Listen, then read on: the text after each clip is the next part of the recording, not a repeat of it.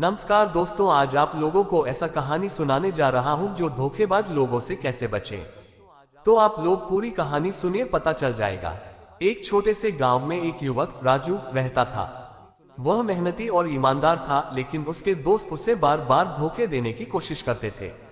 एक दिन राजू ने सोचा कि उसे इन धोखेबाजों को पहचानना होगा। राजू ने अपने गांव में एक सभा बुलाई और गांव के सभी लोगों को आमंत्रित किया।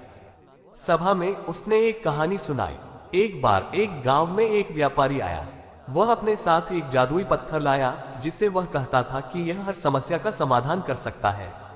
गांव के लोग उसकी बातों में आ गए और उससे पत्थर खरीदने लगे। व्यापारी ने खूब धन कमाया, लेकिन वह असल में धोखेबाज था। उसके पास कोई जादुई पत्थर नहीं था। एक दिन गांव के कुछ लोगों ने उसकी सच्चाई जान ली और उसे गांव से निकाल दिया। राजू ने कहा, इस कहानी से हमें सीख मिलती है कि हमें हमेशा किसी भी व्यक्ति की बातों पर विश्वास नहीं करना चाहिए। हमें उनकी सच्चाई और व्यवहार पर ध्यान देना चाहिए। धोखेबाज लोग हमेशा दिखावे में होते हैं और जो सच में अच्छे होते हैं वे हमेशा सरल और ईमानदार होते हैं। सभा के बाद गांव के लोग राजू की बात समझ गए। उन्होंने तय किया कि वे हमेशा सतर्क रहेंगे और किसी भी व्यक्ति की बातों को बिना जांच किए नहीं मानेंगे। इस तरह राजू ने गांव को धोखेबाज लोगों से बचने का तरीका सिखाया। गांव में राजू की सभा के बाद लोग उसकी बातों को गंभीरता से लेने लगे। वे अब हर नए व्यक्ति को ध्यान से देखने लगे। लेकिन एक दिन गांव में एक और व्यापारी आया। उसका नाम था विक्रम। वह बहुत चतुर और आकर्षक था और उसने जल्दी ही गांव वालों का ध्यान खींचा। विक्रम ने गांव में एक बड़ा मेले का आयोजन करने का प्रस्ताव दिया, जहां वह विभिन्न प्रकार की चीजें बेचने वाला था। गांव के लोग विक्रम की बातों से प्रभावित हो गए। उसने कहा, मैं आपको जादुई वस्त्र और अनोखी चीजें लाऊंगा जो आपकी जिंदगी को बदल देंगी। कुछ लोग उसके साथ हो गए और उसे पहले ही पैसे दे दिए। राजू ने ये सब देखा और उसकी आंखें चौकस हो गईं।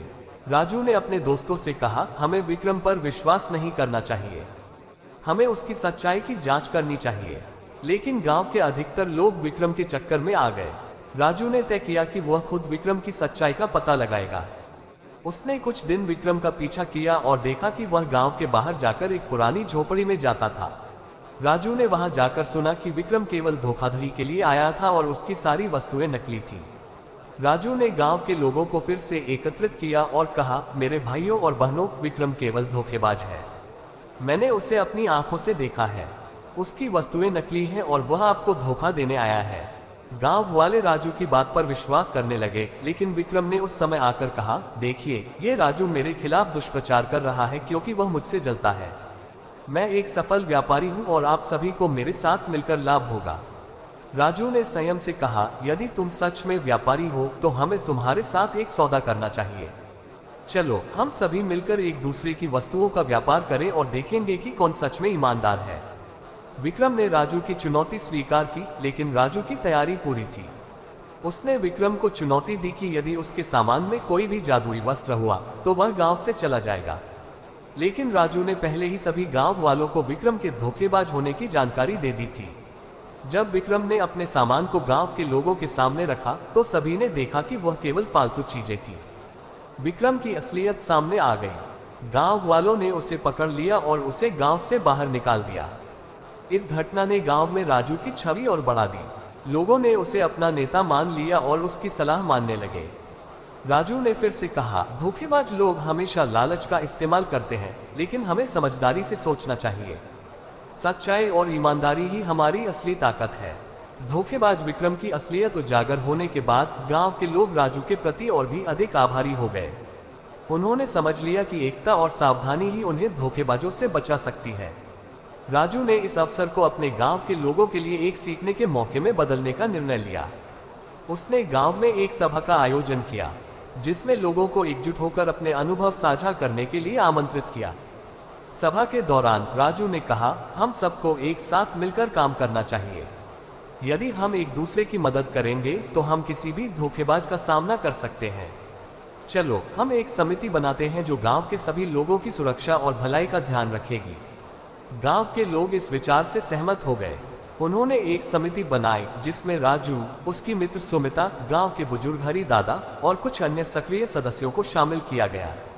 समिति का काम यह था कि वह गांव में किसी भी नई चीज या व्यक्ति की जांच करे ताकि कोई भी धोखेबाज उनके बीच ना आ सके। एक दिन गांव में एक महिला राधिका आई। वह एक सुंदर कपड़े बेचने वाली थी और उसने कहा, मेरे पास जादुई कपड़े हैं जो पहनने वाले को बहुत भाग्यशाली बनाते हैं। उसकी बातें गांव के लोगों को आकर्षित करने लगी, लेकिन समिति के सदस्यों ने तुरंत उसकी जांच करने का निश्चय किया। राजू और सुमिता ने राधिका से मिलकर उसकी वस्त्रों की जांच की। उन्होंने देखा कि राधिका के कपड़े बहुत ही साधारण थे और उसमें कोई भी जादुई गुण नहीं था। राजू ने सबको सावधान किया और कहा, हमें इस महिला की बातों पर विश्वास नहीं करना चाहिए, ये भी धोखेबाज हो सकती है। गांव वालों ने राजू की बात सुनी और उन्होंने राधिका को गांव से जाने के लिए कह दिया। राधिका भेद खुलने पर बहुत गुस्से में आ गई, लेकिन वह कुछ नहीं कर सकी और वहां से चली गई। इसके बाद गांव में एक और घटना हुई। एक दिन राजू ने देखा कि कुछ लोग एक बड़े पेड़ के नीचे एकत्रित हो रहे हैं। जब वह वहां पहुंचा तो उसने देखा कि एक आदमी एक झूठी कहानी सुना रहा था।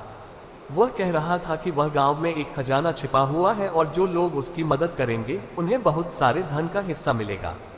राजू ने तुरंत समझ लिया कि यह आदमी भी धोखेबाज है।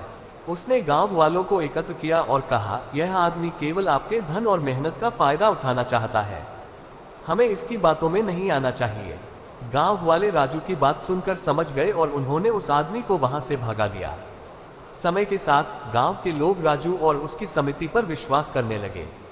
उन्होंने मिलकर न केवल धोखेबाजों से अपनी रक्षा की, बल्कि एक दूसरे के साथ मिलकर काम करना भी सीखा। गांव में एकता बढ़ी और सभी ने मिलकर खुशहाल जीवन बिताया। राजू ने एक बार फिर सबको याद दिलाया कि एकता में ही शक्ति है और हमें हमेशा सावधान रहना चाहिए।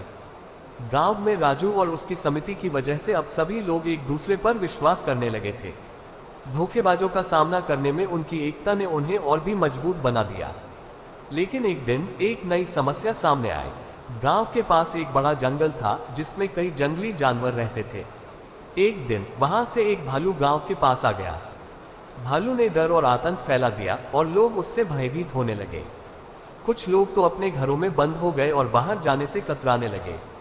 राजू ने देखा कि डर ने गांव में फिर से अराजकता फैला दी है। उसने तुरंत एक सभा बुलाने का निर्णय लिया। सभी गांव वाले इकट्ठा हुए। राजू ने कहा, हमारे लिए यह जरूरी है कि हम इस भालू के खतरे का सामना करें।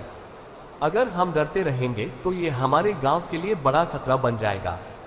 हमें एकजुट होकर इसे भगा देना चाहिए। गांव वालों ने राजू की बात मानी और योजना बनाने लगे। हर किसी ने अपनी विशेषता के अनुसार काम बांट लिए। कुछ लोग गांव के चारों ओर बाड़ लगाने का काम करने लगे, जबकि कुछ अन्य लोग भालू को भगाने के लिए उपाय खोजने लगे। राजू ने सुझाव दिया, हम सबको मिलकर एक बड़ा धुआं करना चाहिए। इससे भालू डर जाएगा और यहाँ से चला जाएगा। सभी ने इस योजना को स्वीकार किया। गांव के लोग एकत्रित होकर लकड़ी और सूखी पत्तियां इकट्ठा करने लगे। उन्होंने एक बड़ी अग्नि जलाई और उसमें से धुआं निकलने लगा। धुएं के साथ साथ उन्होंने शोर मचाना भी शुरू कर दिया। बच्चों ने ढोल बजाए, महिलाएं गीत गाने लगी और पुरुष जोर से चिल्लाने लगे। कुछ ही देर में भालू ने धुएं और शोर से डरकर जंगल की ओर भागना शुरू कर दिया। गांव वालों ने राहत की सांस ली। उन्होंने समझ लिया कि जब वे एकजुट होकर काम करते हैं तो किसी भी समस्या का सामना कर सकते हैं। भालू के चले जाने के बाद गांव में खुशियां लौट आईं। राजू ने कहा, ये घटना हमें एक बार फिर याद दिलाती है कि डर के आगे कभी नहीं झुकना चाहिए। जब हम एकजुट होते हैं तो हम किसी भी खतरे का सामना कर सकते हैं। गांव वालों ने फिर से एकता का महत्व समझा और उस दिन से हमेशा एक दूसरे की मदद करने का संकल्प लिया। समय बीतता गया और गांव ने एक नई पहचान बना ली। राजू की मेहनत और गांव वालों की एकता ने उन्हें हमेशा सुरक्षित रखा। वे सभी मिलकर न केवल धोखेबाजों से बल्कि हर खतरे का सामना करने के लिए तैयार थे।